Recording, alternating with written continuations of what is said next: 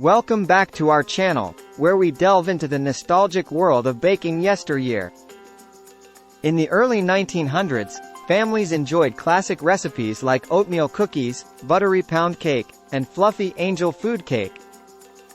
As we ventured into the 1920s, famous treats like chocolate chip cookies and pineapple upside-down cake became popular. The 1940s brought about rationing, but bakers learned to make do and created delectable treats like apple dumplings and war cake.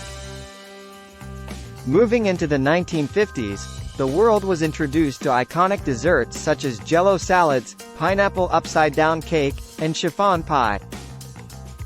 The 1960s saw the rise of convenience baking with the emergence of boxed cake mixes and recipes like ambrosia salad and chocolate fudge pie.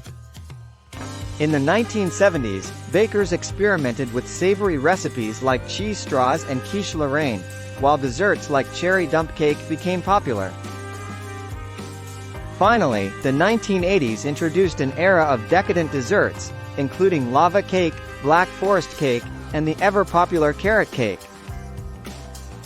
Each recipe from this enchanting era has its own unique story, and we'll be recreating these vintage delights step by step in today's video.